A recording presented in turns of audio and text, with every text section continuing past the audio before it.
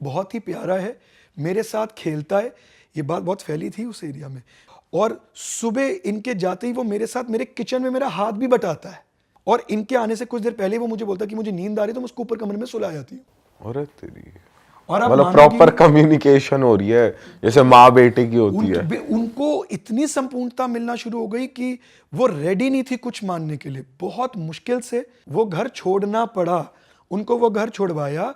हाँ तो भाई स्वागत है अपनी जनता का नए पॉडकास्ट में। आज हमारे साथ मौजूद हैं एस्ट्रो सागर से बहुत ही ज़्यादा एक्यूरेट, प्रिसाइज और बहुत प्रसिद्ध astrologer Abhay sir and tarot card reader Tanya ma'am. स्वागत है आपका।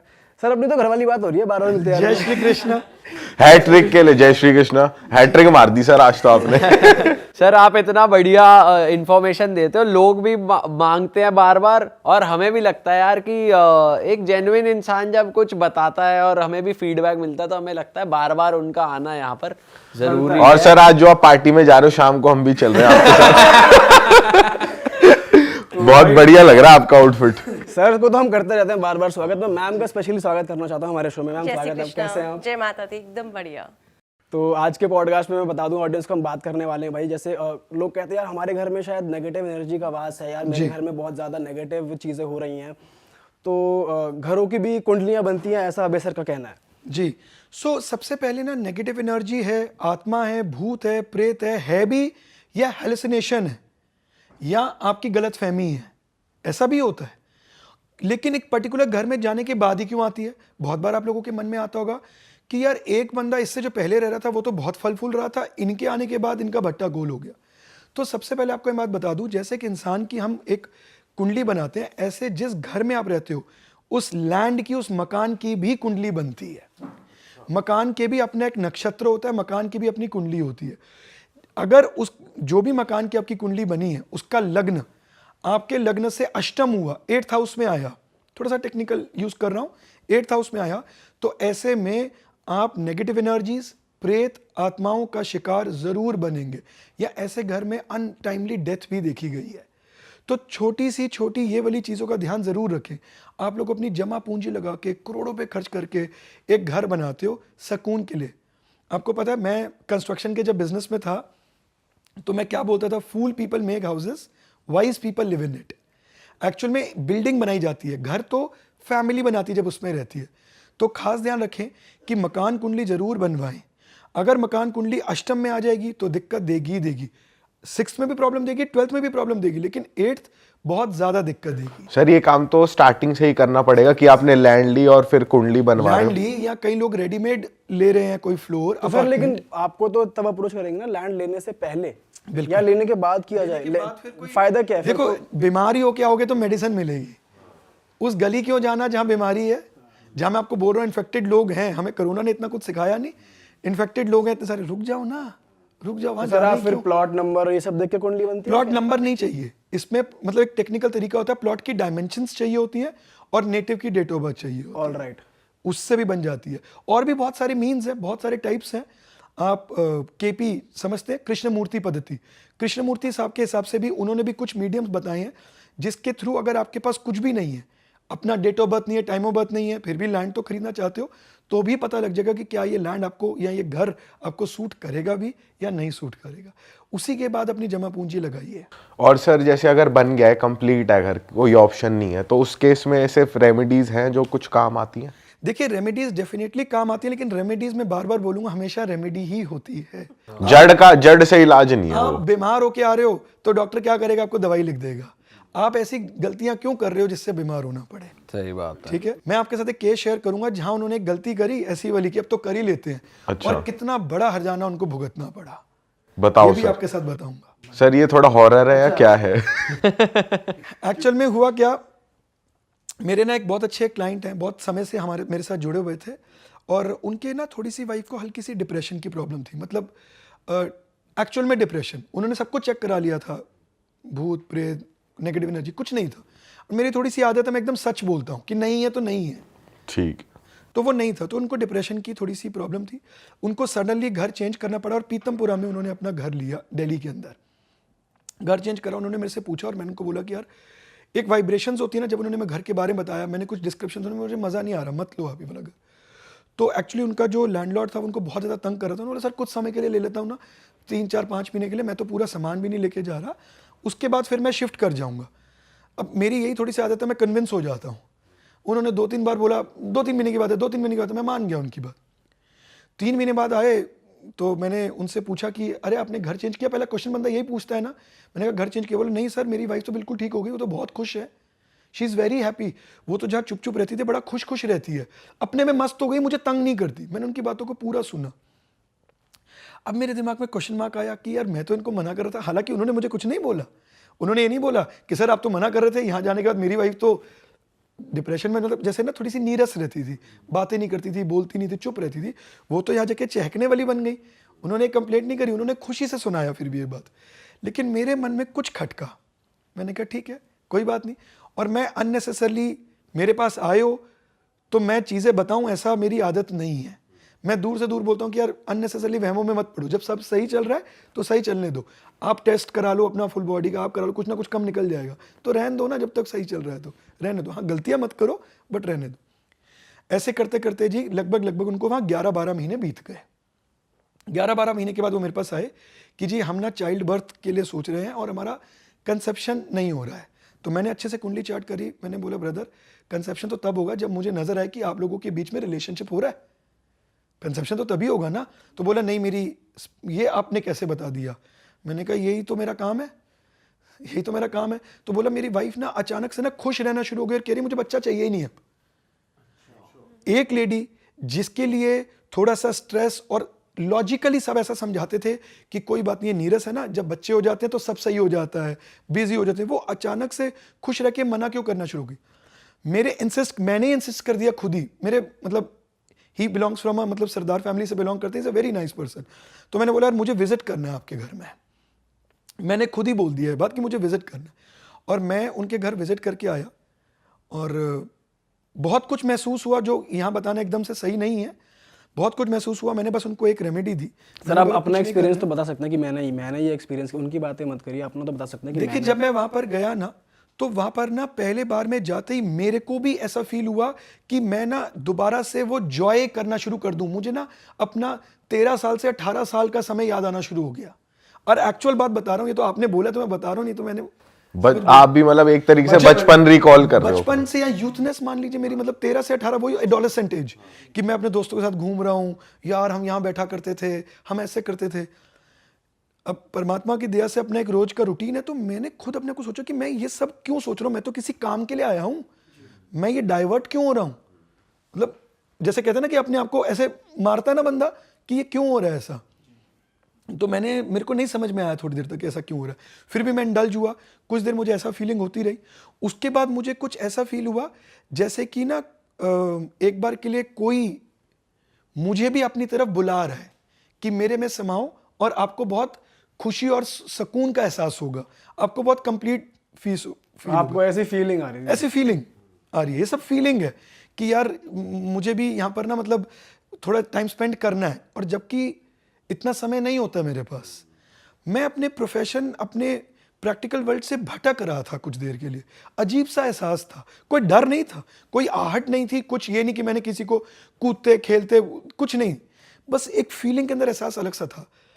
तो मैंने अपने एक यंत्र को यूज़ करते हुए मैंने उसे यूज़ किया और कुछ महसूस किया, कुछ अपनी कैलकुलेशंस करी और मैं वहाँ से आ गया। इतनी फीलिंग हुई। उसके अलावा कुछ 1-2 चीज़ें और हुई, वो थोड़ी सी नहीं बताने वाली हैं। तो उसके बाद मैं आया, मैंने उनको बोला कि ना कोई बात नहीं, सब सही हो जाएगा, आपको सब प्रॉस्पेक्ट मिल जाएगा, मेरा सिर्फ एक काम कर दो, घर की एंट्रेंस पे आप स्वास्तिक लगा दीजिए। मैंने तो कुछ भी ऐसा नहीं बोला, नॉर्मल सी बात है, घर के एंट्रेंस पे आप स्वास्तिक लगा दीजिए। उन्होंने बोला ठीक है। उन्होंने घर के बाहर स्वास्तिक लगा दिया। अगले दिन सुबह एकदम 8:30 बजे उनका मुझे फ़ोन आता है, जबकि इतनी जल्दी उनका कभी वो नहीं आया। 8:30 बजे फ़ोन आता है कि स्वास्तिक वहाँ से गायब है। कोई बात नहीं, किसी ने शरारत कर दी होगी ऊपर नीचे, आप वहीं हो गया होगा, अच्छे से चिपका दो यार, एक बार और लगा दो स्वास्तिक। मुझे तो आइडिया था, लेकिन मैं उनको ये बात बोलता एक बार और लगा दो आप स्वास्तिक। उन्होंने जी, मैंने कहा यार कैसे लगा रहे हो? डबल टिप करके लगाओ। अच्छा, मुझे भी ये था कि शायद कुछ एनर्जीज ऐसी हैं, इसलिए मैंने ऐसा फील किया, तो एक बार के लिए क्रॉस वेरीफाई कर लेते। फिर उन्होंने बहुत डबल टेप से लगा के पूरा अच्छे से चिपका दिया, सब कुछ कर दिया। मैं कह रहा हूं जी कि एक रात भी नहीं बीती, रात को ही उनका मैसेज था मुझे 3 बजे, हालांकि मैंने सुबह देखा, रात को ही मुझे मैसेज था 3 बजे कि स्वास्थ्य जो है वो आधा गिरा हुआ है, पूरा तो नहीं उतरा लेकिन आधा गिरा हुआ है। जब मैं उस घर में एंटर हुआ तो मैंने उनसे पूछा था कि आपके आस पड़ोस कर हमारे सबके साथ बहुत बढ़िया रिलेशन है, बहुत बढ़िया सब कुछ है। फिर जब उन्होंने ऐसी बात बोली, फिर मैंने उनके अपने जो मैंने फील किया था मैंने बता दिया। मैंने कहा देखो मुझे ऐसा लगता है कि वहां पर ना किसी बच्चे का साया है और इस वजह से यहां पर ये दिक्कत आ रही है। तो बोला कि सर मुझे तो कभी महसूस नहीं हुआ। मैंने कहा मुझे आपकी वाइफ से अकेले में बात करनी है। तो एक थ्योरी होती है, उसको मैंने यूज़ करते हुए उनको अपने पास बिठाया और मैंने उनसे बात करी। मैंने बोला कि आपको यहाँ के कितना अच्छा महसूस हो रहा है ना। आपको ऐसा महसूस होता है कि जब आपके हस्बैंड सुबह चले जाते हैं तो आपके साथ और भी लोग हैं, तो 5 मिनट तक तो वो चुप रही, बोली मुझे बहुत अच्छा लगता है, प्लीज़ आप इनको मत बोलना है छोड़ने के लिए। मैंने कहा मैं बिल्कुल बोलूँगा ही नहीं छोड़ने के लिए। और मैंने उनको अपने घर बुलाया, मैं उनके वहाँ नहीं गया, मैंने उनको अपने यहाँ बुलाया, छोटी सी एक प्रक्रिया करी। उसके बाद मैंने बोला आपसे बातें करिए। करने के समय मैंने दोनों को इन्वॉल्व कर लिया कि उनको एक ना लगे कि वन इज बीइंग टारगेटेड। और ये किसके लिए होता है, ये कुंडली में कॉम्बिनेशंस होते हैं, ये भी बताऊंगा। जब मैंने उनसे बात करी, अब आप बात सुनिएगा, उन्होंने मुझे क्या बताया। बोली कि मुझे बच्चा इसलिए नहीं चाहिए कि ऑलरेडी मेरे पास इस घर में एक बच्चा है, बहुत ही प्यारा है, मेरे साथ खेलता है। ये बात बहुत फैली थी उस एरिया में, मेरे साथ खेलता है और सुबह इनके जाते ही वो मेरे साथ मेरे किचन में मेरा हाथ भी बटाता है, वो मेरे साथ रहता है झूले पे।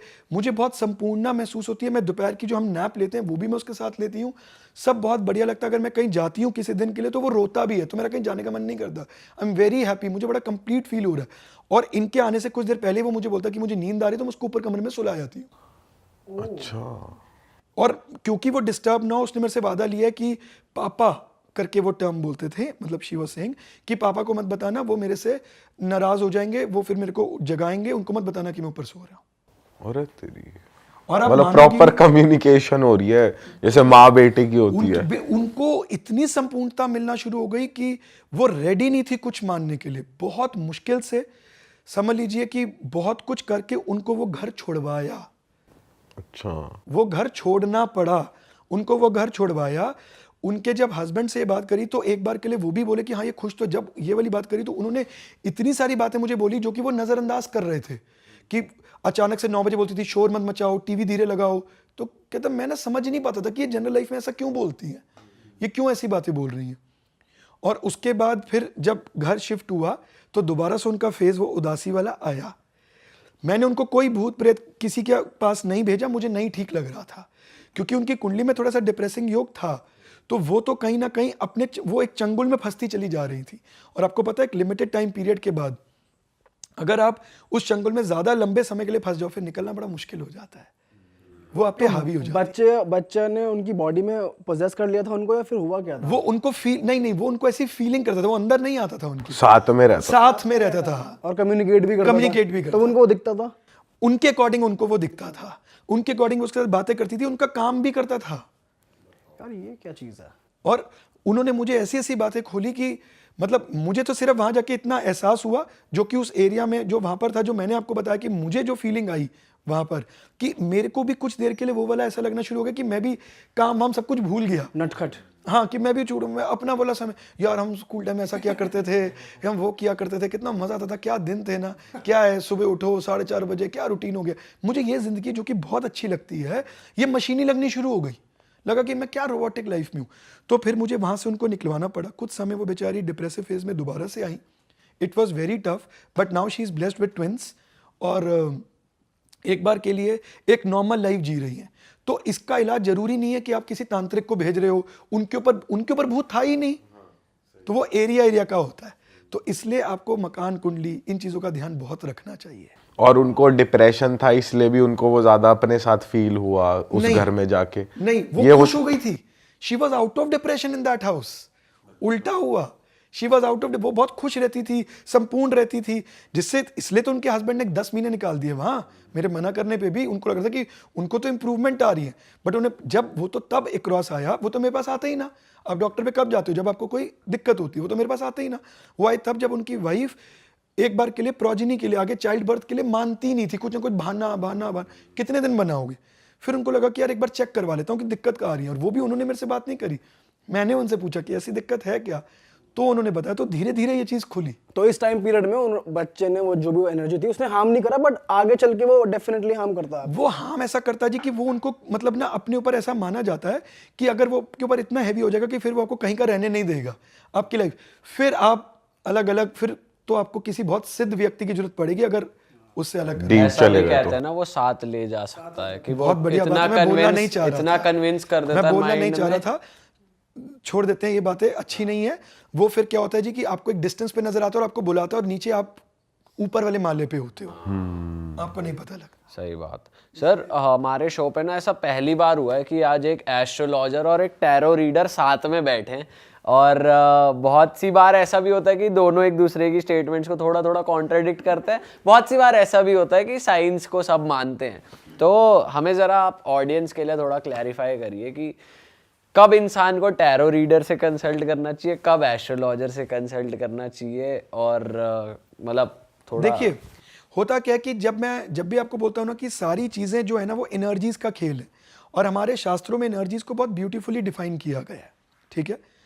तो जैसे मैं आपको बता रहा था कि हम लोग कुछ गलतियां करते हैं जिससे घरों में नेगेटिविटीज आती हैं, कैसे आती हैं उसकी भी बात करेंगे अभी। लेकिन उसके साथ ही एनर्जीज का बहुत अलग अलग विद्याओं के थ्रू हम यूज कर सकते हैं, बट हर विद्या अपने लेवल पे लिमिटेड है। एस्ट्रोलॉजी जो है वो है, astrology is mother of all sciences, ठीक है। चाहे आप कोई भी फील्ड पकड़ लो, भृगुनंदी नाड़ी पकड़ लो, कृष्णमूर्ति पद्धति पकड़ लो। आपको पता है कृष्णमूर्ति पद्धति क्या है? ये लेट 70s के अंदर एक एस्ट्रोलॉजर थे कृष्णमूर्ति साहब, साउथ इंडिया के। उन्होंने एस्ट्रोलॉजी का एक नक्षत्र पार्ट होता है उसको इतना ब्यूटीफुली रिसर्च किया कि उन्होंने एक पद्धति दी, एक थ्योरी दी, सिर्फ एक पार्ट रिसर्च करके इतने अच्छे से कि उसके रिजल्ट्स मेस्मराइजिंग आते हैं। तो सोचिए astrology is just like a ocean. इसी के थ्रू आपको और ब्रांचेस भी मिलती है, न्यूमरोलॉजी आती है, वास्तु आता है, उनमें से एक टैरो भी है। टैरो को हम कैसे यूज कर सकते हैं?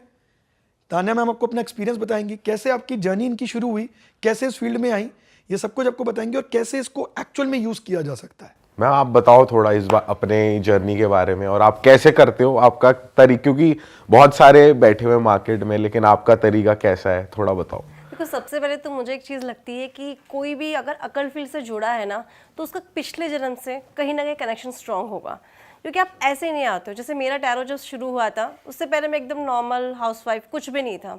फिर एकदम से कहते हैं ना कुछ करना था, जैसे कोविड किसी के लिए ब्लेसिंग के लिए आया, किसी के लिए कुछ, तो मेरे को एक एज ए ब्लेसिंग मिली। उस टाइम मैं एकदम फ्री थी, मुझे लगा कुछ करना है। सर से मेरा कनेक्शन हुआ, सर ने कहा नहीं आप कर सकते हो, बहुत सारे ऑप्शंस दिए सर को, ये करूँ ये करूँ। सर ने कहा टैरो शुरू करो। स्टार्ट किया, ऑब्वियसली मेरे लिए ही इज़ माई गुरु, सो मैंने स्टार्ट किया टैरो। उसके बाद धीरे धीरे करते करते सर से काफ़ी कुछ सीखा भी। पर जैसे टैरो में आना लाइफ एकदम चेंज हो गई, चीज़ें वही हैं, आज मैं वही तान्या हूँ, पर देखने का नज़रिया बदल गया। पहले हर चीज़ को लेके ऐसा क्यों है, ऐसा क्यों, अभी हर चीज़ को आप कोरिलेट करते हो एनर्जी से। सामने वाले ने ऐसा बोला तो क्यों बोला, चेक द एनर्जी, आप अपने और पे काम करो, सामने वाले को समझो। हमेशा हम क्या करते हैं, वी ऑलवेज वांट कि हमारे सराउंडिंग की एनर्जीज अच्छी होनी चाहिए। हम लोग अपने ऊपर नहीं सोचते कि हमारे अंदर क्या प्रॉब्लम है। कई बार क्या होता है, लस्ट, डिज़ायर, एंगर, ईगो हमारे अंदर होता है, अटैचमेंट्स हमारे अंदर होते, तो प्रॉब्लम हमारे साथ है, प्रॉब्लम आउटर में नहीं है। तो सबसे पहले खुद पे काम करो।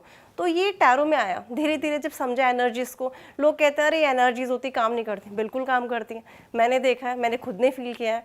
मतलब हाँ, बट जैसे सर ने बोला हर एक चीज़ का एक एरिया होता है, आप डिफाइन करना पड़ेगा आपको कि टैरो कहाँ यूज़ आएगा, एस्ट्रोलॉजी कहाँ यूज़ आएगी, वो चीज़ आपको चेक करनी पड़ेगी। जैसे हम लोग बात करते हैं टैरो का बेसिक जो मेन कंसेप्ट है ना, आप किसी के रियल फेस को जान सकते हैं। Tarot shows the real faces of people, जो आपके सामने बड़े प्यार से बात करते हैं ना सराउंडिंग, अरे बहुत अच्छे हैं, मैम बहुत अच्छी है, अरे आप बहुत अच्छे हो, सर बहुत अच्छे हैं।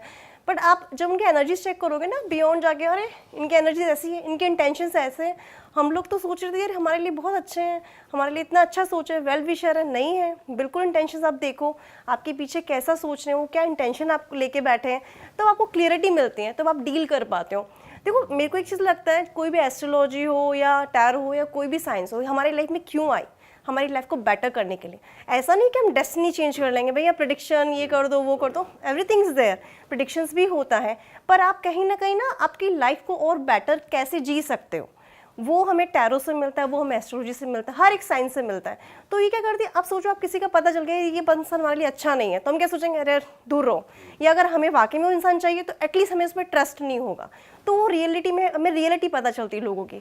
सबसे जो मेन जो कंसेप्ट है टैरो का ये है, आपको लोगों का दोगलापन पकड़ने में सटीक है टैरो, मैं कह मैम सकता हूँ। लेकिन एक बात बताओ, जैसे सपोज कि आप एक रीडर हैं, मैं आपके पास आता हूँ और मैं आपको एक ऐसे बंदे के बारे में पूछता हूँ जो मुझे पता भी, आपको नहीं पता वो कैसा दिखता है, मैंने सिर्फ आपको नाम बता दिया या हद से हद फोटो दिखा दी, बट वो बहुत दूर है, तो उसकी एनर्जी भी आपके कार्ड्स कैच कर लेंगे वहां पे। बिल्कुल यही तो होता है, कहते कैसे पता चलता है, इट्स ऑल अबाउट एनर्जीज।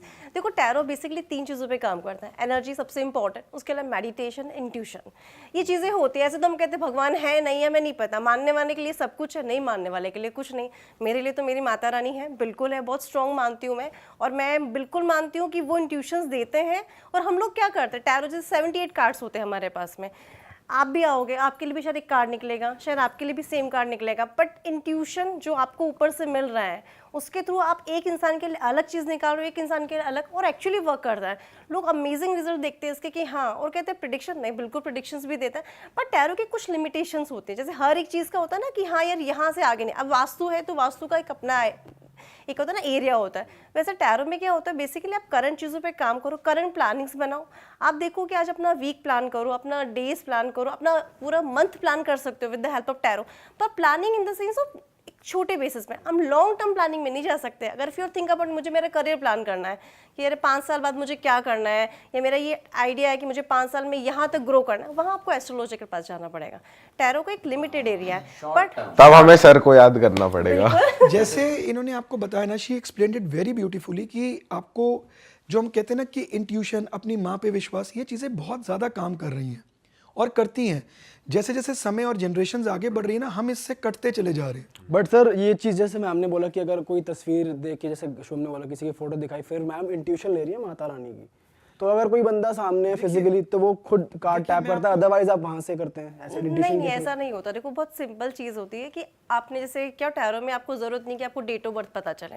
आप अगर मेरे पास कॉल पे कनेक्टेड हो ना, तो हमारे बीच में एनर्जी का एक्सचेंज हो रहा है। ऐसा नहीं है कि एनर्जीज लाइक दिख रही है, we are connected with energy. मैंने आपकी बातों को सुना, आपके एनर्जीज को फील किया, उसके बाद मैंने टैरो से ऑब्वियसली जो हमारा बेसिकली हम जो मंत्र करते हैं, क्योंकि मंत्र चैंटिंग, अपने ऑरा पे काम करना, ये बहुत इंपॉर्टेंट है। कहते हैं बैलेंस, सबसे पहले अपने आप को बैलेंस करो और खुद पे काम करो। आप ऐसे नहीं होते कि हाँ टैरो ले लिए कार्ड्स, चलो स्टार्ट हो जाओ, ऐसे नहीं होता। आपको पहले अपने को ग्राउंडिंग करना पड़ता है, मंत्रों से भी करते हो आप, बहुत सारी चीज़ें हमारे साथ में क्रिस्टल्स भी होते हैं, काफ़ी तरीके से अपने आप को करते हैं। हम पूरी जहाँ पे बैठते हैं वहाँ पे ऑरा भी पूरा मेंटेन करते हैं। ऐसा नहीं मैं यहाँ पे स्टार्ट कर दूँगी, आई कांट डू दैट, नहीं होता ऐसा। आपको पूरा एरिया, देखो पूरा होता एनर्जी। क्या है, एक जो आपने इंट्यूशन वाली बात बोली, मैं उसका आंसर दे देता हूँ आपको। उनका कहने का मतलब है कि 78 कार्ड्स हैं, एक कार्ड के ना बहुत सारे मीनिंग्स निकलते हैं। तो अब उन मीनिंग में से आपके क्वेश्चन का आंसर, जैसे 10 आंसर, उसमें 10 मीनिंग्स हैं, तो आपको कौन सा वाला बताना है, उनको कौन सा बताना है। 10 मीनिंग तो वही आएंगे, 10 आंसर्स इन्होंने कार्ड खोला, वो 10 पता लग गया कि ये कार्ड ये बताता है। तो अब जरूरी नहीं है कि जो इनको लाइन, जो 10 में से सपोज थर्ड वाला इनका है, तो इनका भी थर्ड ही होगा, इनको 7th हो सकता है। वहां पर इनको अपने आप को शुद्ध करना, प्योर रखना बहुत जरूरी है, ठीक है। तो वो वाला पॉइंट आता है। इसलिए मैं आपको ये बात बोल रहा था कि हम लोग ना जब भी हम कोई शास्त्रों की बातें करते हैं या पुरानी बातें करते हैं, तो हम ना उसको अंधविश्वास, मॉडर्न टाइम को, अरे यार अब थोड़ी सब होता है। छोटा सा एग्जांपल आपको देता हूँ, मांग में संदूर भरना, आजकल आप देख रहे हो तो एक खत्म होता चला है। इसका पीछे का रीजन पता है आपको क्या है? रीजन नहीं पता, दूसरों को पता चल जाए ये मेरी सेटिंग टेकन है, ये पता चल गया। है। एक्चुअल में इसका रीजन ही आजकल तो लोग इंस्टाग्राम पे भी लिखवाने लग गए टेकन बायो में। तो एक्चुअल में इसका रीजन ये नहीं है। संदूर का मतलब क्या होता है, जब आप लाल रंग को यूज करते हो, नाक की सीध से बिल्कुल सेंटर ऑफ दी हेड पे लगाया जाता है। संदूर जो है वो मंगल का प्रतीक है। भगवान हनुमान जी को भी आप ऑरेंज संदूर चढ़ाते हैं ना, क्योंकि जब उन्होंने माता सीता से पूछा था, तो जानते ही ना, उन्होंने माता सीता से पूछा था कि आपको, जब वो संदूर लगा रही थी, कि उन्होंने पूछा किसके लगा रहे थे, उन्होंने बोला भगवान राम के लिए। उनको लगा अरे ये भगवान राम संदूर से खुश होते, तो उन्होंने अपने को पूरा संदूर, पता है ना ये, तो पूरा संदूर में कर लिया था। तो संदूर का महत्व क्या? Sindoor is just related to Mars.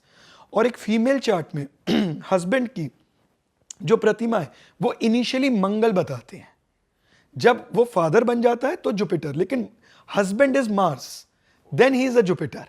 ठीक है, प्रोजिनी के लिए, प्रॉस्पेरिटी के लिए जुपिटर देखते हैं, बट मंगल तो, और हेड क्या होता है? हेड इज सूर्य, सन। तभी तो आपका नेम, फेम, प्रतिष्ठा, हम कहते हैं ना सर कट जाएगा झुका के मत आइयो, क्योंकि सूर्य है ये। जब आप सूर्य और मंगल को मिलाते हो, sun is king, Mars is military man, यानी कि उसका सेनापति। जब आप सूर्य को और मंगल को मिला देते हो तो वो बहुत स्ट्रांग हो जाते हैं। जब राजा के पास उसका सेनापति मौजूद रहेगा, जैसे कि भगवान करे जोड़ी बनी रहे, कौन? हमारे राजा और उनके सेनापति, वो जब तक इकट्ठे रहेंगे तो उनको डिफीट करना, उनको हानि पहुंचाना बड़ा मुश्किल हो जाता है।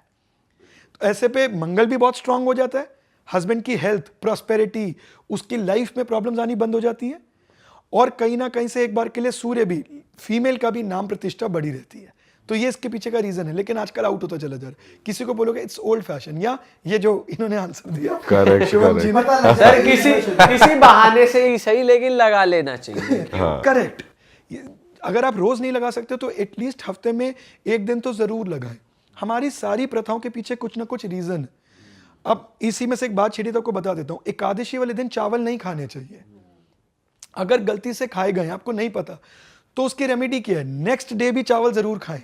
अच्छा, और ऐसा क्यों कहते हैं सर, क्यों नहीं खाने चाहिए? देखिए, ऐसा हमारा शास्त्रार्थ कहते हैं कि एकादशी में चावल खाने से जितने चावल आप खा रहे हो उतनी चींटियों के बराबर आप इंटेक कर रहे हो, उतनी चींटियां अपने शरीर में डाल रहे हो। अच्छा, पेट में कीड़े और मतलब कि वायरस आपके उस स्पीड से आपके शरीर में बढ़ेंगे, तो आपको नहीं खाने चाहिए, है ना? ये तो सर अलग ही चीज है। सर एक और बहुत इंटरेस्टिंग चीज़ मैंने कहीं सुनी है, मैं आपसे कंफर्म करना चाहूँगा कि जो एल्कोहलिक्स होते हैं तो उनको मतलब क्या ड्रिंक लेनी है वो भी उनके कुंडली के हिसाब से होता है, कि किसको बियर लेनी चाहिए, किसको विस्की लेनी चाहिए, किसको वोडका पीनी चाहिए। तो मतलब अगर कोई बंदा, किसी के लिए प्रेफरेबल है वाइन पीना, तो वो वाइन पिएगा तो उसकी तरक्की होगी, ऐसा होता है?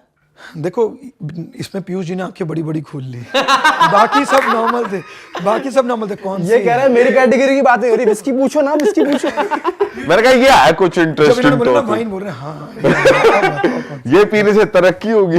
बता देता हूँ। देखिए, डेफिनेटली ऐसे कुछ कॉम्बिनेशंस होते हैं हमारी कुंडली में जिसमें अल्कोहल भी नेसेसरी होता है, बट आजकल ना ये राहु का युग है, कल युग है, हमारा ना कंट्रोल नहीं रहता, तो उसको एज अ रेमेडी है, उसको एज अ लिमिट में ही करनी चाहिए। तो ड्रिंक करनी चाहिए नहीं करनी चाहिए बहुत डिबेटेबल टॉपिक है ये, उसके लिए भी आपको पहले लग्न देखना पड़ता है। अभी हम किसी को अलाउ कर दें, वो अपने कंट्रोल में ना रहे, पैसा तो आ गया, वैसे सब कुछ बर्बाद कर दिया, फायदा नहीं है उस चीज़ का। लेकिन स्पेसिफिकली आपको बता देता हूँ, जिनकी कुंडली में सैटर्न वेल प्लेस्ड नहीं है, अष्टम भाव में प्लेस्ड है, 12वें भाव में प्लेस्ड है, और ऐसा जातक नशे का आदि या ओकेजनली ड्रिंक करता है, रिस्पेक्टफुल है, ज़्यादा ओवर नहीं, ओकेजनली करता है, तो ऐसे जातक को कंट्री मेड विस्की, जिसको आप देसी दारू बोलते हो, वो नहीं पीनी चाहिए। ठीक है, बेसिकली जितनी भी आपकी कंट्री साइड लिकर होती है, जो देसी दारू या जो आपको मिलती है, वो सारी की सारी सैटर्न होती है। बियर सैटर्न होती है। जितनी भी स्कॉच इंपोर्टेड विस्कीज होती हैं वो राहु होती है। तो अगर आपकी कुंडली में राहु वेल प्लेस्ड है, अब मैं आपके साथ एक बात शेयर कर रहा हूं, वैसे चलिए अलग ढंग से बता देता हूँ। नहीं, सही ढंग से बता, आपकी मुस्कुराहट कुछ कह रही है। मैं एक्चुअली बिल्कुल ड्रिंक स्मोक नहीं करता हूँ, और इसलिए नहीं कि मैं इस फील्ड में आया, मैं बचपन से नहीं करता हूँ, फ्रॉम माई बर्थ मैंने कभी ये सब चीज़ें नहीं करी है। लेकिन जब मैंने एस्ट्रोलॉजी समझी तो मुझे भी एक ऐसा कॉम्बिनेशन मिला जो शुभम जी ने बोला कि कुछ फ़ायदा कर सकता है क्या।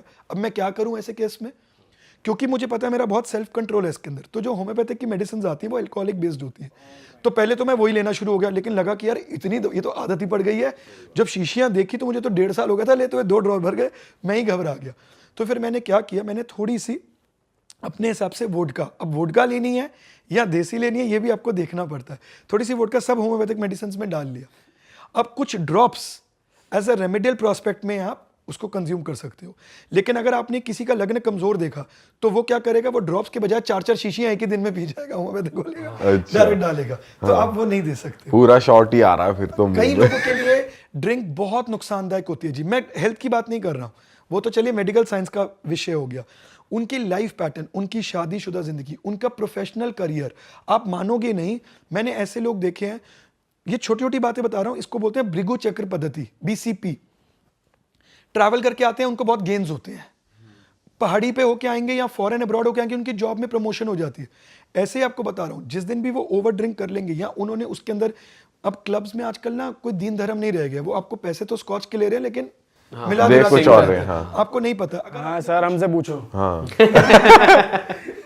लेकिन अगर आपका एक जैसे मैंने बताया कि स्पेसिफिकली अगर कोई पर्टिकुलर प्लैनेट लेट से सैटर्न प्लेस नहीं है और कंट्री साइड एल्कोहल उसमें मिक्स हो गई तो 43 डेज तक आपका ऊपर उसका इल इफेक्ट आ सकता है।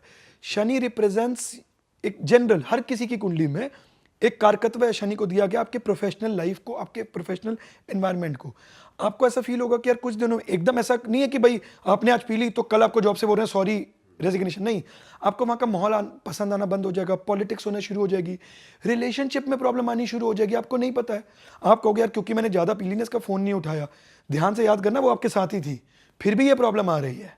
ठीक है, बेसिकली मिक्सिंग इफेक्ट कर रही है आपकी। क्योंकि नहीं मिक्सिंग इफेक्ट नहीं कर रही है, कहने का तात्पर्य है कि आपको कंट्री साइड या देसी दारू पीनी ही नहीं है। मैंने तो मना कर दिया, आप मान गए, लेकिन आपके साथ मिक्सिंग होगी तो आप क्या करोगे? ठीक है, रिलेशनशिप के इश्यूज भी यहां से अराइज हो जाते हैं और आपको नहीं पता ये बात। तो इसलिए घर पे मंगाओ और वहीं पियो थोड़ी थोड़ी एक एक पैग। सबसे पहली बात तो पियो ही मत भैया। नहीं, मैं तो तरीके ढूंढ रहा हूँ ना अच्छे वाले।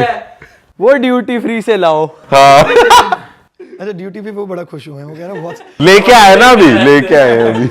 जितने भी आप अल्कोहल की बात करते ना, अगर लग्न वीक है तो अल्कोहल मत ही शुरू करो, क्योंकि वो आप ओवर में कर ही जाओगे और ये घर बर्बाद कर देते हैं, हेल्थ भी बर्बाद सर कर ऐसे ना बहुत लोग बर्बाद हो रहे हैं रिलेशनशिप वाइज भी और काम को लेकर भी। तो कुछ लोग छोड़ नहीं पा रहे हैं नशा, मतलब अल्कोहल नहीं छोड़ पा रहे हैं, तो उसके लिए भी आपके पास रेमेडीज हैं, आप बता बिल्कुल सकते हैं बता देता हूँ। साथ में मैं आपको ये भी बताता हूँ कि जो मैं बताने वाला हूँ इसके साथ वो लोग भी इसको कर सकते हैं जो अल्कोहल के अलावा कोई आजकल ना ड्राई और सूखे नशे डायरेक्ट नर्व्स में देने वाले भी बहुत शुरू हो गए हैं। कंप्लीट राहु है, और प्लीज एक चीज आपको बता देता हूँ, ये किसी के लिए सूटेबल नहीं है, और आप लोग बहुत सारे जो यूथ होगी वो मेरे से अग्री नहीं करेगी, एंड दिस इज हुक्का। हुक्का पीना आजकल ना बहुत कल्चर आ गया फ्लेवर्ड हुक्के का, और लोग अपने टीन्स से ही इसको स्टार्ट कर रहे हैं। ये किसी के लिए भी अच्छा नहीं है। अभी आपने एक चीज़ देखी है, अभी हम हुक्के की बात कर रहे हैं क्योंकि ये कनेक्टेड है विद द प्लैनेट राहु। क्या हुआ था अभी 1 मिनट पहले? लाइट चली गई थी, पावर कट हो गया। जब भी हम उनके बारे में कुछ बोलेंगे वो एक बार के लिए कुछ ना कुछ इंटरप्शंस या कुछ ना कुछ अचानक से प्रॉब्लम ज़रूर देंगे। जब मैं आपसे पूछ रहा था कितनी देर आएगी, मैं अपने मन में ऐसा एक बार के लिए उनको शांत कर रहा था कि मैं ऐसा कुछ नहीं करने वाला हूँ। तो मैं आपको बता देता हूँ, फ्लेवर्ड हुक्का डायरेक्ट प्रतीक है राहु का। बेशक मैं ये नहीं कह रहा कि हुक्का पीने से आपके पास पैसे खत्म हो जाएंगे, हो सकता है कि आप हुक्का पीते आ रहे हो, फ्लेवर्ड हुक्का जो आजकल बच्चे भी पी रहे हैं, यूथ भी पी रहा है, वो अपने पास उनके पास पैसे भी रहेंगे, रिलेशनशिप भी है, हेल्थ भी है, फिर भी मना कर रहा हूं कि ये नहीं पीना है। क्यों? क्योंकि राहु को बोला जाता है पाताल का प्रिंस। ठीक है, जैसे बुध ग्रह को बोला जाता है देवताओं का प्रिंस, ऐसे पाताल का प्रिंस। यानी कि आप जब हुक्का पीते हो तो वो आपके ना, आपको पता नहीं लगेगा, आपकी नेचर में ना वो सर चढ़ के बोलना शुरू हो जाते हैं। आपके अंदर सबसे पहले धीरे धीरे रिस्पेक्ट खत्म होगी। आप दूसरों की तरफ तो बहुत अच्छे से बातें करोगे, आपके फ्रेंड आए हैं, अरे यार मेरा फ्रेंड आ गया, पापा आए हैं तो मिलने भी नहीं उतर रहे हो। आप मानोगे नहीं, मैंने ऐसे बच्चों को देखा है, मतलब गाड़ी में मिलने आए हैं, अपनी नानी हाउस आए हैं, नाना नानी बाहर आए हैं, उतर अंदर से ही। अच्छा, संस्कार क्यों खत्म हो रहे हैं? राहु सर चढ़ के बोल रहा है। फिर धीरे धीरे वो लोगों को समझना बंद कर देते हैं। ये धीरे धीरे इंपैक्ट होता है ना, वो आप पे इतना हावी हो जाता है, फिर रोड रेजेस बढ़नी शुरू हो जाती हैं, हल्की सी गाड़ी लग जाएगी, गुस्सा नाक पे आना शुरू हो जाएगा। कोई एक दिन आपके भारी जरूर होगा, क्योंकि राहु का एक ही कर्म होता है जी, वो आपको एक बार ऐसा चढ़ाते हैं और पटाख से नीचे गिराते हैं, तो आपके ऊपर एक बार भारी होगा। वैसे मैं एक शॉर्ट में आपको एक बता देता हूँ।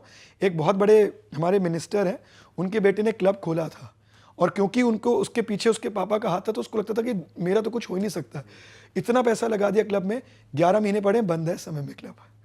तो राहु जब आपके सर चढ़ के बोलता है, वो एकदम से आपको नीचे गिराता है, उसके बाद आपकी पर्सनल लाइफ खत्म होनी शुरू हो जाती है। जो कल तक, आज तो आपको लग रहा है मैं रिश्ते में हूं, और आप बनावटी लोगों के साथ ज्यादा आ जाते हो। इसलिए हुक्का किसी को भी नहीं पीना चाहिए, वाह सर, ये बहुत अच्छा मैसेज दिया आपने। खासकर फ्लेवर्ड। आजकल तो बहुत सारे लोग कर रहे हैं। फ्लेवर्ड वीनस राहु को तो मत मिलाइए बिल्कुल भी। देसी हुक्का पी सकते हैं। नहीं, हुक्का नहीं पीना। फ्लेवर भी तो सर नए नए आ रहे हैं, दुबई स्पेशल, ये स्पेशल, कीवी पीवी। जितना ये हो रहा है ना, मैं आपको आने वाले समय का बता देता हूं, जितना वीनस राहु मिल रहा है और जितनी फीमेल्स इसको पर्टिकुलरली कंज्यूम कर रही हैं, उतना ही आईवीएफ सेंटर्स का काम बढ़ना नजर आने लगेगा आपको कुछ समय में। अब देखना हर तीसरा घर आईवीएफ सेंटर होगा। अब वीनस को खराब कर रहे हो, वीनस राहु मिला दिया, आप क्या कर रहे हो? आर्टिफिशियली मिला रहे हो। कुदरत ने आपको एक कॉम्बिनेशन नहीं दिया, कोई पॉजिटिव वीनस राहु, आप ग्लैमरस नहीं हो जाओगे। आप कोई हीरोइन नहीं बन जाओगे, वीनस राहु है तो मैं हीरोइन बन गई, मैं लग्जरी को एंजॉय करूंगी। सबसे पहले वो आपके अंदर क्या खराब करेगा ये आप जानते हो। सही बात है सर। आजकल तो सर वेप भी आ गए हैं वो छोटे तो वाले, बहुत ही खराब और है। सर वो आप यकीन नहीं मानोगे, स्कूल वेप भी के खराब बच्चे है। वो तो बैग्स में लेके जा रहे हैं। मर्करी, बिल्कुल सही बोल रहे हैं, स्कूल के बच्चे वो मर्करी वीनस राहु खराब कर रहे हैं। स्कूल में जिम में लेके आ रहे लोग, एक हाथ से बाइसेप चल रही है, एक हाथ से वो चल रहा है। सही में। हाँ। देखो अगर किसी को भी एडिक्शन है और उसको लगता है कि मुझे छोड़नी है, हाँ हम लोग जबरदस्ती देखिए, सबसे पहली चीज आपके माइंड में ये चीज आनी चाहिए कि मुझे छोड़नी है। अगर ये चीज़ है लेकिन छूट नहीं रही है क्योंकि एडिक्शन हो गई है, तो इसके लिए मैं एक सरल सी 1-2 रेमेडीज दे देता हूँ जो कि आप कर सकते हो। त्रिवेणी घाट पता है आपको, जहाँ पर 3 रिवर्स का संगम होता है, प्रयागराज में है। मेरे ख्याल से वेस्ट बंगाल में भी है, मैं बहुत ज़्यादा नहीं पता, प्रयागराज वाली मुझे पता है। वहाँ पर 3 रिवर्स का संगम होता है। अगर वहाँ जाना हो जाए तो बहुत बढ़िया, नहीं जाना हो तो वहाँ से पानी का एक केन भर के ले आइए, ठीक है। पान के पत्ते से रोज़ाना, पान के पत्ते से रोज़ाना अपने मन में जो भी मंत्र आपने बचपन से बोलते आ रहे हो, जो भी आपको लगता है कि आपका सबसे ऊपर कंट्रोल है, चाहे ओम नमो भगवते वासुदेवाय नमः बोल लीजिए, या आप जो भी मंत्र बोलना चाहते हो आप बोल सकते हो। अगर आप कुछ नहीं बोलना मतलब वो आता आपको, तो किसी भी होली पर्सन से, घर में कोई बड़ा है उसको बोलिए रोज सुबह उठते ही पान के पत्ते को उस वाटर में डिप करना है और 7 टाइम्स। कुछ नहीं आता तो आप जनरल अपने परमात्मा से प्ली रख दो कि मुझे सद्बुद्धि दो और मुझे सही डायरेक्शन दो। कोई भी बंदा ऑब्वियसली जो खुद ही बहुत पीता है, अब पता लगे पापा हैं जी जो बेटे से भी ज्यादा पीते हैं वो कर रहे हैं, ऐसा नहीं चलेगा। पापा की ओर बढ़ जाएगी। पता चले पापा ने नशे में वो पानी तो नहीं, दारू का ही छींटा दे दिया, ले तो वो बेटा। आपको पान के पत्ते को डिप करके, पान के पत्ते को डिप करके उसके सर के ऊपर 7 बार ऐसे करना साइमल्टेनियसली। क्योंकि जो लोग नशे के आदी होते हैं ना, इनके लिए हमारे ग्रंथों में पहले ही एक 2020 है, उसको बोलते हैं स्विच वर्ड 2020। तो स्विच वर्ड यानी कि कोई पूरा मंत्र चैंट करने की जरूरत नहीं है। नचिकेता, नचिकेता, ये एक शब्द है नचिकेता, इसको 108 बार एक पेपर पे लिखें और रोज इस वर्ड की चैंटिंग करें, कमरे को बंद करके। कोई मोबाइल नहीं, कोई लैपटॉप्स नहीं, कोई डिस्टर्बेंस नहीं। चैंट करने के बाद आंखें बंद करके अपने पहले पाम्स को रब करते रहें और अपनी एयर को ब्लो करें, और उसके बाद अपने फोरहेड से लगाते हुए, फेस पे नहीं लगाना, फोरहेड से लगाते हुए पीछे की साइड लेके जाना टुवर्ड्स योर हेड। क्योंकि जब आप ये मंत्र चैंट करते हो आपके अंदर कुछ ऊर्जाएं जनरेट होती हैं, और जब आप अपनी एयर ब्लो करते हो तो आपने देखा ना, वैसे भी आप ऐसे करो आपको ठंड लगनी बंद हो जाएगी। Heat, energy is everything. तो वो आपके ऊपर देगी और आपको सद्बुद्धि मिलेगी, और धीरे धीरे आप खुद सोचोगे कि यार मेरा इससे ध्यान हट गया। नहीं तो एक्चुअल रेमेडीज की ये होती है कि जो मैंने बोला त्रिवेणी घाट, वहाँ पर 11 डुबकी लगातार 11 दिन अगर बंदा कर ले तो 90% केसेस में वो इस चीज़ से बाहर निकल जाता है। सर हम तो कह रहे हैं कि हो ही जाए, क्योंकि सर लोग बहुत परेशान हैं, ये चीज़ तो है सर। और इसके बाद तो अगर ये काम करने लगी, रिहैब बंद होने वाले हैं सारे। रिहैब के अंदर भी सक्सेस रेट है नहीं उतनी यार, अगर आप उसको प्रैक्टिकल लेवल पे जाके देखोगे। और सर जैसे आप कह रहे थे कि आईवीएफ इशू आ जाता है लड़कियों को, कि आईवीएफ के ज्यादा बिजनेस बढ़ जाएगा, उसमें भी वे में भी कोई रेमेडी कि कोई हुक्का करे, स्मोकिंग करे, किसी को दिक्कत है? इसके लिए ना remedy as per the chart होगी, क्योंकि राहु, अभी आपने देखा हम राहु के जब अगेंस्ट बात करते हो लाइट पावर कट हो गया, अब क्या कट हो जाए पता नहीं। तो इसलिए हमें ये चीज़ थोड़ा सा सोच समझ के करनी चाहिए, ठीक है। राहु की रेमेडी, उसकी कुंडली में क्या कॉम्बिनेशंस बन रहे हैं। लेकिन मैं आपको एक बात बता दूं, क्योंकि हमने जब टैरो की बात करी, एस्ट्रोलॉजी की बात करी, तो हमने अथर्ववेद को याद किया। आप एनर्जीज को नहीं भूल सकते हो। घर में क्या ऐसी गलतियां करते हैं जिससे हमें ये आदतें पड़ती हैं, ये भी घर के अंदर गलतियां होती हैं। आप हमेशा भूत प्रेत आत्माओं की बात नहीं कर सकते हो। नेगेटिव एनर्जीज, घर का ऑरा, आप देखते हो कि 7 साल से रिलेशन बहुत बढ़िया चल रहा है, घर शिफ्ट किया, उसके बाद आपस में दिक्कत होनी शुरू हो गई। ये प्रॉब्लम्स बहुत कॉमन है। तो आपके कहाँ, किस घर के किस पार्ट में प्रॉब्लम है, आपने एक शॉर्ट में बता देता हूँ।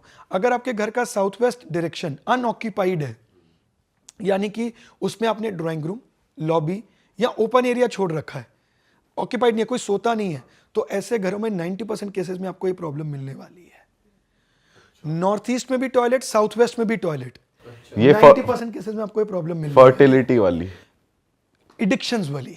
अच्छा ओके। फर्टिलिटी की आप प्रोजेनी कह सकते हो, क्योंकि वो साउथ वेस्ट में प्रॉब्लम का विषय, मतलब वो बनता ही बनता है। आपको पितृ, इनडायरेक्टली आप पितरों को नाराज कर रहे हो, बट वो वाली प्रॉब्लम आपके पास आ ही जाएगी, आएगी। तो आपको ये छोटी छोटी चीज़ें जो हैं ये अवॉइड करनी चाहिए। और एक चीज़ जरूर ध्यान रखना है यार, आप लोग जब भी घर खरीदते हो, जितने भी लोग बिल्डर्स हैं जो बड़े बड़े हैं, वो भी ध्यान रखें, लोग आपके ऊपर अपनी जमा पूंजी लगा के इन्वेस्ट कर रहे हैं, तो जिस समय में मिट्टी खोदते हैं, उस समय में अगर मिट्टी खोदते समय हड्डी, जली हुई लकड़ी, फटे हुए कपड़े, अगर ऐसे कोई चींटियों का बिल, दीमकों का बिल, अगर ऐसा कुछ मिले तो उस पर सीधा सीधा निर्माण मत करो। दो प्रॉब्लम्स आ सकती हैं, या तो आपकी वो बिल्डिंग आपको प्रॉफिट नहीं देगी, आधे फ्लोर ही नहीं बिकेंगे, और बाई चांस आपकी कुंडली में बहुत तेज योग चल रहे हैं और आपने वो बेच दी, तो जो बेचारा वहां रहने आएगा वो कभी भी सुखी रह ही नहीं पाएगा। सर लेकिन जो आपने चीज़ें बताई हैं, फटे कपड़े खासतौर से, ये लकड़ियाँ, ये तो अक्सर सर हर गड्ढे खोदते निकली जाती हैं। नहीं, ये मकान के अंदर नहीं, पहली 6 इंची की लेयर होती है ना, उसको नहीं गिना जाता है। 6 इंची बहुत होती है, आपको सुनने में लग रही 6 इंची इतनी हो जाती है, कम से कम 6 इंची इतनी होती है। पहले 6 इंची को हम नहीं गिनते कि चलो भाई किसी ने रख दिया होगा, लेकिन अगर ये 6 इंची से नीचे है तो ये नहीं करना चाहिए, ये चीज़ का खास ध्यान रखना चाहिए, है ना। हाँ, और सर ये भी होता है कि कहीं कहीं किसी लैंड में कबर थी पहले, फिर वो कवर हो गई, ये भी नहीं पता लग वो तो पाता। बनाना ही नहीं है, हाँ, उसको रहने ही दो, नहीं है, लैंड ही वो मत तो लो। करना ही नहीं है। आपको पता है जितने भी लोग नेगेटिव एनर्जीज के अराउंड होते हैं, उनकी लाइफ में कभी भी स्टेबिलिटी नहीं आती, कोई ना कोई प्रॉब्लम्स चलती रहती हैं, और उनकी करंट एनर्जीज बहुत डिसबैलेंस ही रहती हैं। उनकी एनर्जीज इतनी डिसबैलेंस रहती हैं, उसको बहुत बेहतर आपको तान्या मैम समझा पाएंगी, क्योंकि ये बड़े गर्व से कह रहा हूँ, she is very good student. मतलब ये मेरा कोई प्राउड नहीं है, इन्होंने बहुत अच्छे से सब्जेक्ट को समझा, उस पर काम किया, तो एक बार के लिए ये एनर्जीज कैसे फ्लक्चुएट होती हैं इंसान की। मेरे पास बहुत बार ऐसे क्वेश्चंस आते हैं कि उसकी करंट एनर्जी क्या है, इस समय वो मेरे बारे में क्या सोच रहा है, तो ये क्यों फ्लक्चुएट होती हैं, इसके रीजंस मैंने आपको दिए कि हम घर में ऐसा क्या नेगेटिव कर रहे हैं कि हमारी लाइफ में स्टेबिलिटी नहीं है।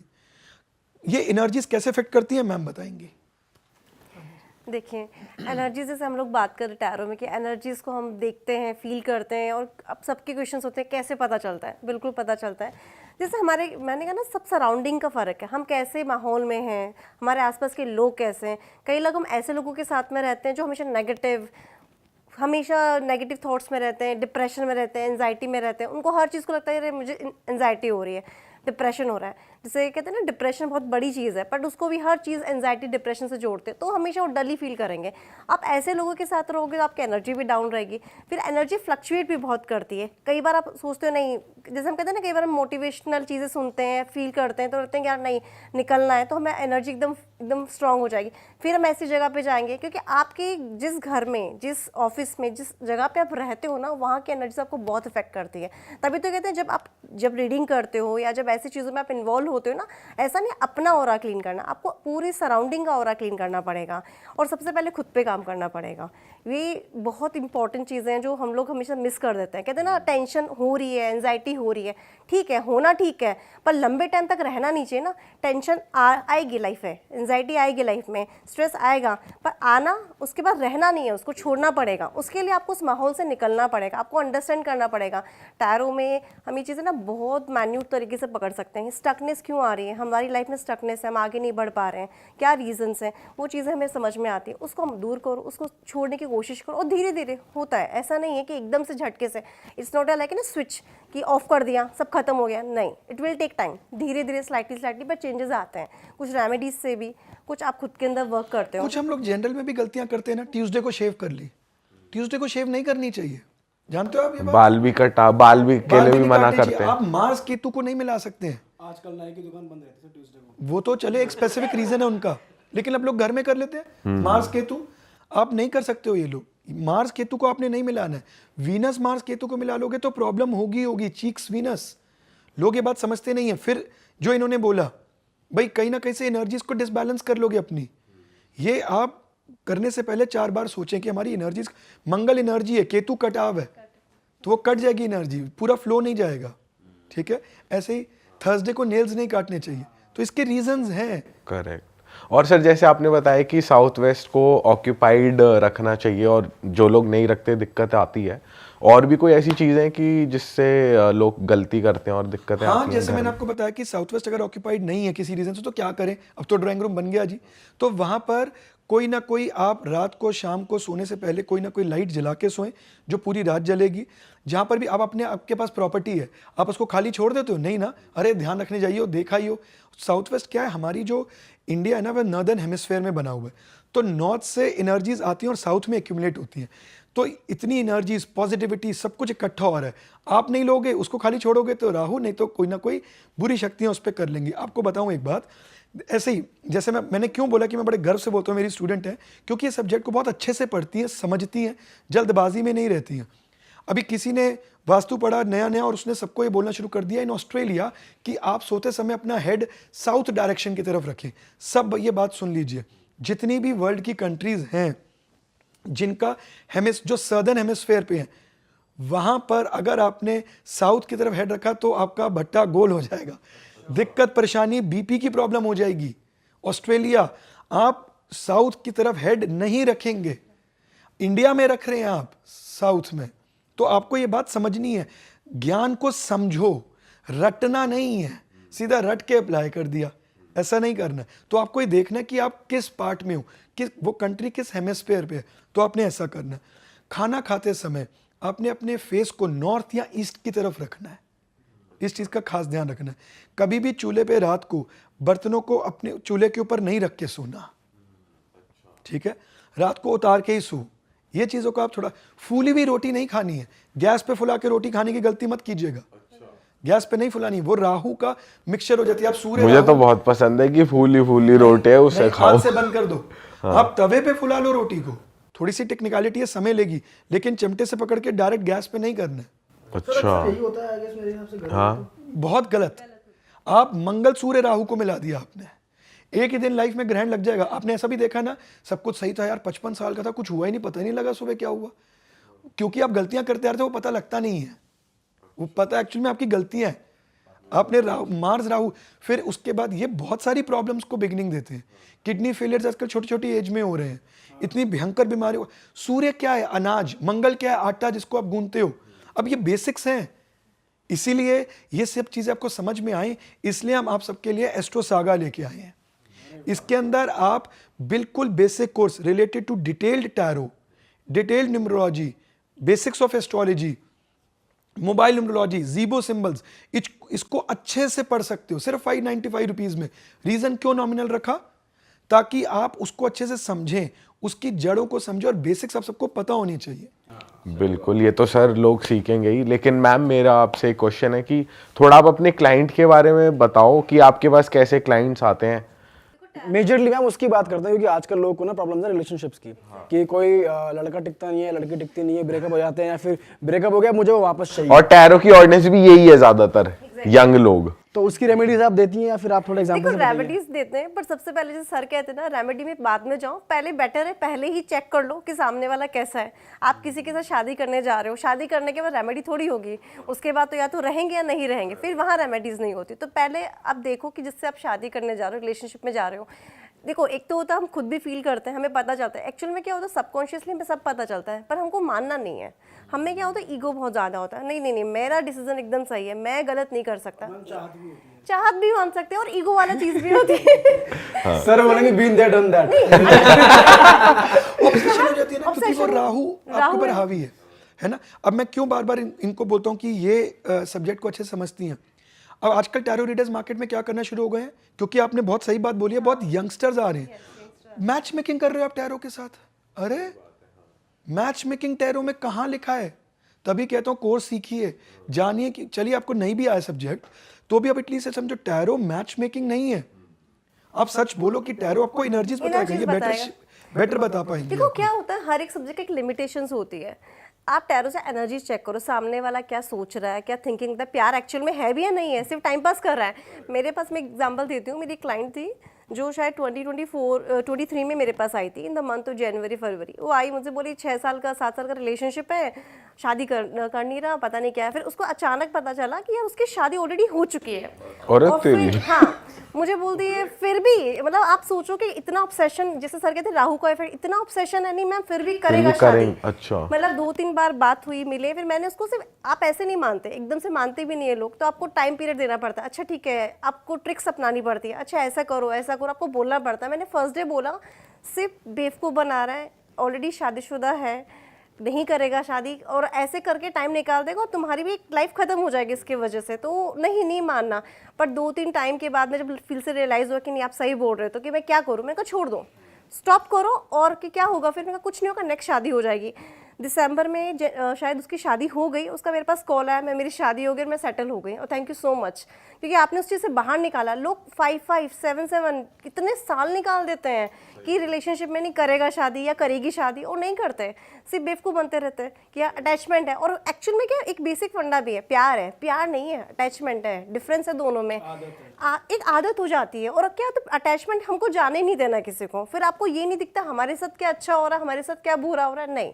तो रिलेशनशिप में सबसे मेजर प्रॉब्लम है। और आपको ये टैरो में समझना पड़ेगा, टैरो एनर्जी बताएगा आपका फ्यूचर, ये दिखेगा कि हाँ कितने गुण मिल रहे हैं, और गुण में भी तो आपको एस्ट्रोलॉजर की हेल्प लेनी पड़ेगी। आपको प्लान नहीं कर सकते ना, मैरिज इज अ प्लान, आप शादी करके आपको सेटल होना है, कैसे रहेगा, जॉब कर पाओगे नहीं कर पाओगे, इट इज अ प्लान। तो एनर्जी के थ्रू ये पता चल जाएगा कि ये धोखा देगा या नहीं देगा, ये आपको पता चल जाएगा इसकी रियल इंटेंशन क्या है, फितरत पता चल जाती है। जैसे होता है ना कि यार कई बार होते हैं जेन्युइनली कहते हैं यार नहीं मेरे को सेटल होना है, मुझे थोड़ा टाइम चाहिए, वो जेन्युइन रीजंस होते हैं। बट कुछ लोग होते हैं ना, नहीं पक्का करेंगे शादी, और इतने साल निकल जाते हैं और वो परेशान होते रहते, फिर डिप्रेशन, फिर एंजाइटी। क्योंकि आप मेरे पास मैक्सिमम क्लाइंट में बता नहीं सकते at the age of 82 84 86 born के आ रहे हैं। आप उनका एज देखो कि अब वो कह रहे हैं हम क्या करें, हम कैसे रीस्टार्ट करें। मैं किसी को ब्लेम नहीं करती, बट जैसे कई बार होता है ना, ये सोशल मीडिया में कनेक्ट हो जाते हैं किसी के थ्रू, और फिर आप बात नहीं करते, 2 2 3 3 साल बात करते रहते हो, मिलते रहते हो, एक डेटिंग चलता रहता है, बट शादी नहीं होती है, तो आपको रियल फेस ही नहीं दिख रहे लोगों के। इससे आपको पता चलेगा। उसके बाद आप कुंडली पे जाओ, क्या एग्जैक्टली करनी है कि नहीं करनी है, शादी करते मैच मेकिंग के लिए जाओ, बाकी चीज़ों के लिए जाओ, यहाँ पे आपको टैरो हेल्प नहीं करेगा। टैरो का जो मेन कंसेप्ट है वो एनर्जी है, उसको आप समझो, उस पर काम प्रिडिक्शन करता है, डेफिनेटली करता है, बट जो कोर है ना वो उसका वो ही रहेगा एनर्जी, उसमें आप चेंज मत करो। आप न्यूमरोलॉजी में एस्ट्रोलॉजी नहीं जोड़ सकते। आजकल क्या होता है, एक फंडा आ गया है, टैरो के साथ हम एस्ट्रोलॉजी को जोड़ देंगे, अरे नहीं होता, टैरो अलग है, एस्ट्रोलॉजी ये अलग है। पर्टिकुलर बंदा मेरे को धोखा देगा, आप टैरो से पूछ सकते हो। मेरी कुंडली में या मेरी लाइफ में कितने ब्रेकअप्स होंगे, ये टैरो का क्वेश्चन नहीं है। आपको समझना पड़ेगा, ये चीज आपको थोड़ा सा देखना है ना। चलो ये कंफ्यूजन तो हटी आपसे बात करके, क्योंकि बहुत कंफ्यूजन रहती है इन चीज़ों को लेके कि किससे क्या पूछा जाए। सर एक चीज़ और बताओ, आजकल बहुत सारे लोग ना एक दूसरे को देखा देखी में क्विक मनी मेकिंग या सिमिलर इन्वेस्टमेंट्स कर बैठते हैं कि मतलब बहुत सारे लोग गाइड करते हैं कि सपोज प्रॉपर्टी का ही एग्जांपल ले, अगर कि किसी ने किसी को गाइड करा यार तू भी वहाँ पैसा लगा दे, मैंने लगाया है, अगले को तो फ़ायदा हो गया और अगले का नुकसान हो गया, तो हर चीज़ सबको नहीं फलती, तो ज़रा इसके बारे में थोड़ा बताओ। बहुत ज़्यादा हो रहा है, और इसका रीज़न ये भी है कि सोशल मीडिया आने की वजह से, और आजकल नई नई ऐप्स आ गई हैं, आप घर बैठे शेयर ट्रेडिंग शुरू कर लो, वो 11 आ गया है, वो क्या है वो आप कर लो, बहुत कुछ आ गया है इसमें, है ना। तो इन चीज़ों के अंदर क्या है कि आपको इन्वेस्टमेंट करने में क्या फ़ायदा होगा या नहीं होगा, अगर होगा तो किस चीज़ में होगा, ठीक है। ये चीज़ के लिए ना आपको एक बार के लिए इसके अंदर तो कहते हैं ना कि स्पेशलाइज्ड डॉक्टर के पास जाना ही पड़ेगा। छोटा छोटा सा फटाफट से बता देता हूँ। किसी की कुंडली में 4th हाउस में सैटर्न अगर बैठा हुआ है, अगर किसी की कुंडली में 4th हाउस में सैटर्न है, तो ऐसे नेटिव को कभी भी बिल्डर फ्लोर या बिल्डर की नई बनती हुई मॉल के अंदर इन्वेस्टमेंट नहीं करनी चाहिए। वो सबको प्रॉफिट दे जाएगी, आपको नहीं देगी। आप एंड में कुछ ऐसा डिसीजन खुद से लोगे कि वो आपको लॉस देगी ही देगी। अगर किसी की कुंडली में राहु वेल प्लेस्ड नहीं है, तो उसको शेयर ट्रेडिंग में खासकर फ्यूचर और ऑप्शन, इसमें तो जाना ही नहीं चाहिए। लॉन्ग टर्म इन्वेस्टमेंट आपको प्रॉफिट दे सकता है, और उसमें भी ये डिपेंड करता है। अब कैसे किसी का सैटर्न 8th हाउस में है, तो उसको बड़ा स्पेसिफिक होना पड़ेगा कि यार मैं ना पहले अपनी अच्छी से R&D करूंगा कि मुझे कौन से शेयर्स खरीदने हैं। अब मैं आया, मैंने बोला यार XYZ शेयर मेरे बहुत ज़्यादा बढ़ गए, अरे यार इसके बढ़ गए, मैं भी कल खरीद लूँ। नहीं, बैक टू द बेसिक्स, इसको पहले अपनी R&D की श्रेणी में लेके आओ, इस पर अच्छे से रिसर्च करो, फिर ही इसमें इन्वेस्टमेंट करो। तो इन्वेस्टमेंट का सारा जो खेल है ये आपके 12th हाउस से, सैटर्न से और राहु से ज़्यादा पता लगता है। जितनी भी कैलकुलेटिव इन्वेस्टमेंट्स हैं, जैसे कि म्यूचुअल फंड, ये वो, अगर आपकी कुंडली में मर्करी वेल प्लेस्ड है, तो मैंने ऐसा बंदा देखा है, आप मान नहीं पाओगे, जिसने 2012 से 2023 के अंदर अपने पैसों को डबल कर लिया बिना किसी प्रॉपर्टी में इन्वेस्ट करे। और प्रॉपर्टी में इन्वेस्टमेंट वालों ने डबल नहीं किया जी 2014-15 में, बहुत लंबा बंदा आया था, अब कुछ चला है, दिल्ली, गुड़गांव, नोएडा, ये नहीं पड़ा। कैसे किया, उसका मर्करी अच्छा था, उसने अपने पैसों को मेजरली बैंकिंग स्कीम्स में इन्वेस्ट किया, FDs में, RBI रिटर्न्स में।